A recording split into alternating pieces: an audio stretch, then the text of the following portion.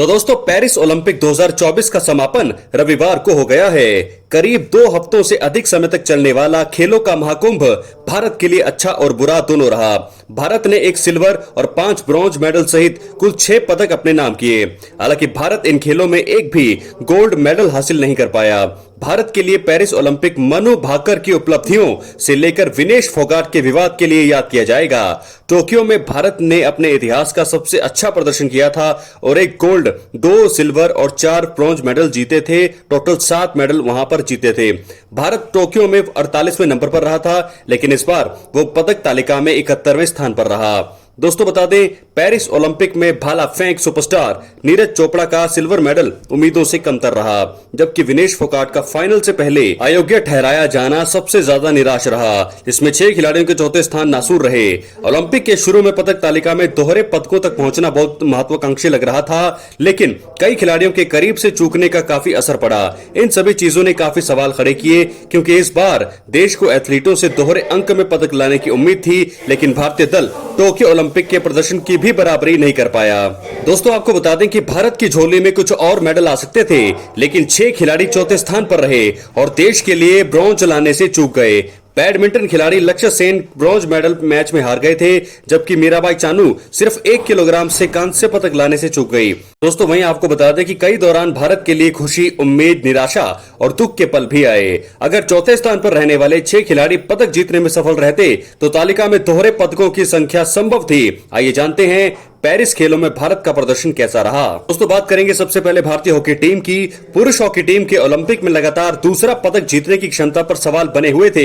Team Tokyo में जीते गए पदक के रंग को बेहतर नहीं कर सकी, लेकिन जिस तरह से उसने ऑस्ट्रेलिया को हराया, बेल्जियम के खिलाफ मुकाबला खेला और जर्मनी और ब्रिटेन के खिलाफ दबाव झेला, उससे पता चलता है कि हरमनप्रीत सिंह की अगुवाई वाली ये टीम मानसिक रूप से कितनी मजबूत हो गई है।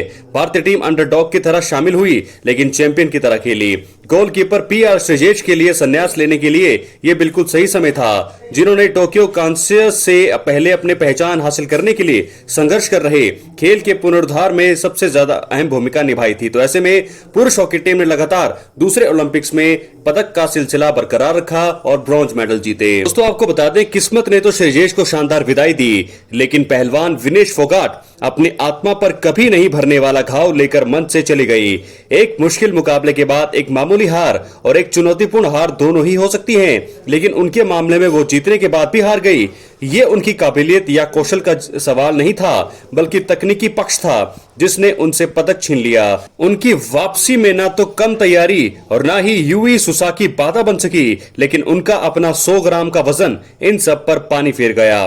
विनेश फोगाट ने इस घटना के बाद खेल से संन्यास की घोषणा कर दी और अब वो अयोग्य ठहराए जाने के खिलाफ अपनी अपील पर फैसले का इंतजार कर रही हैं। तो दोस्तों विनेश फोगाट का जो विवाद रहा है वो सबसे दिल झकझोर देने वाला रहा है। क्या है आपकी राय? अपनी राय कमेंट बॉक्स में जरूर आप लिख करके दे सकते हैं। अब 13 अगस्त को फैसला आएगा। हम सभी भारतीय ही चाहेंगे कि उन्हें सिल्वर मेडल दे, अगर हो सके तो वो गोल्ड मेडल के लिए भी खेलने का मौका उन्हें मिल जाए। दोस्तों वहीं बात करें युवा मनु भाकर की अगुवाई में निशानेबाजों का प्रदर्शन भारत के लिए राहत भरा रहा, क्योंकि 6 में से 3 पदक निशानेबाजी से आए। ये कहना अतिशयोक्ति नहीं होगी कि 22 साल की भाकर ने अपने अभूतपूर्व प्रदर्शन से भारत का मान बचाया। उन्होंने मिश्रित टीम 10 मीटर एयर पिस्टल स्पर्धा में सरबजोत सिंह के साथ मिलकर एक और ब्रॉन्ज मेडल जीता। जब एक पदक भी स्टारडम की गारंटी देता है, तो मनु के दोहरे पदक ने उन्हें एक अलग ही श्रेणी में ला खड़ा कर दिया है। बहुत कम लोगों ने कुसाले को स्कीट निशानेबाजी में भारत के लिए पहला पदक जीतने की उम्मीद की होगी, लेकिन वो भी पदक जीतने में कामयाब रहे। तो अंत में हम बात करेंगे गोल्ड मेडल का बचाव नहीं कर पाए नीरज चोपड़ा, पर लगातार दूसरे ओलंपिक में जीता पदक। दोस्तों नीरज ने 89.45 मीटर के सत्र के सर्वश्रेष्ठ प्रयास के साथ क्वालिफिकेशन में टॉप स्थान प्राप्त करके भारत को एक और गोल्ड की उम्मीद दी थी। नीरज जांग की समस्या के बाद तैयार थे, पर पाकिस्तान के अरशद नदीम ने 92.97 मीटर का शानदार थ्रो फेंक कर सचमुच प्रतियोगिता खत्म कर दी। नीरज 89.34 मीटर से बेहतर थ्रो नहीं कर पाए। उनसे ऐसी उम्मीदें थी कि सिल्वर भी हार जैसा लग रहा था। तो दोस्तों ये बहुत ही ज्यादा निराश करने वाला था, लेकिन लगातार दूसरे ओलंपिक में पदक जीतना यही हमारे भारतीयों के लिए सबसे बड़ा गौरव का पल था। नीरज चोपड़ा ने सिल्वर जीता, लेकिन वहीं जो है दिल जीता यहाँ पर विनेश फोगाट ने। लेकिन दोस्तों बहुत ही ज्यादा दुखी की खबर यहाँ पर लगी। फिलहाल मनु भाकर की उपलब्धि से लेकर विनेश फोगाट के विवाद तक कुछ इस तरह याद किया जाएगा पेरिस ओलंपिक। अपनी राय कमेंट बॉक्स में जरूर। मिलते अगले वीडियो में। बहुत बहुत धन्यवाद।